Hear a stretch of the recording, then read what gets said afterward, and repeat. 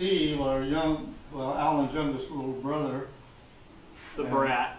the brat, well, he had bought some rods, eagle rods, so he owed me some money for building his 302 up.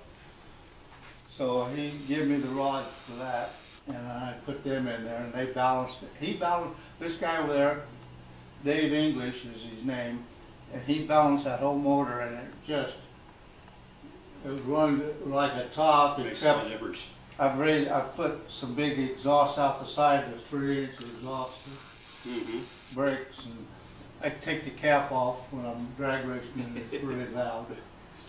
Yeah. This guy is so And cool. The cutouts, they're really loud when you It will smoke the rear tires. He used to build Corvettes. And then I put a line lock on the front brakes so that and push the race brakes, him. and I hold this switch, and that locks the front wheels up. Right.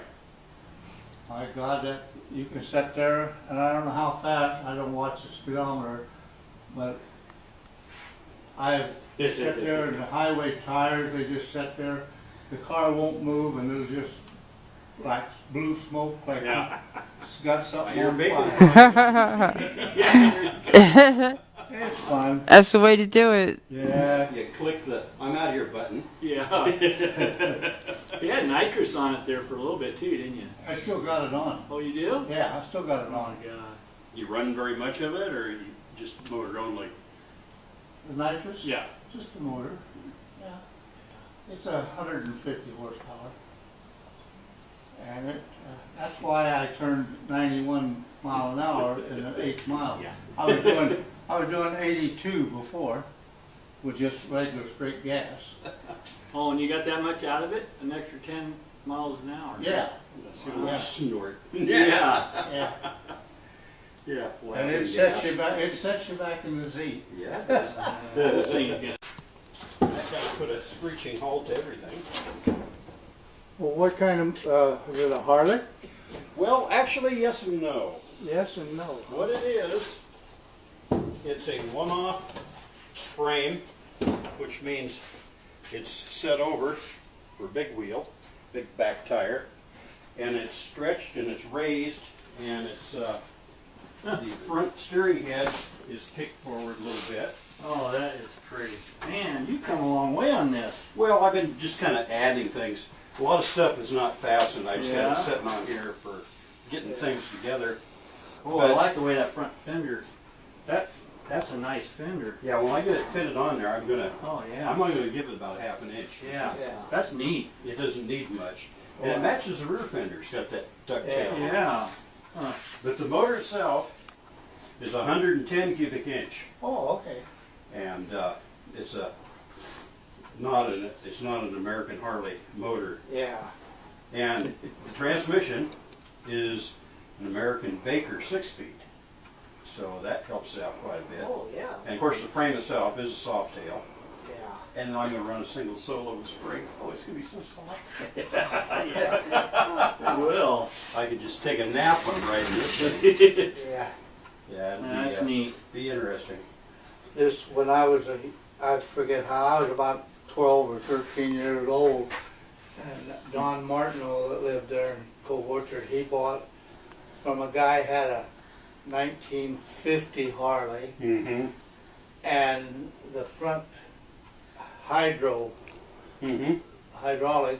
was no good, so he went and bought the ones with the spring. The old Springer front end. Yeah, an old Springer front Yeah. end, put it on it, and he rode the hell out of it, and he would take us kids for a ride.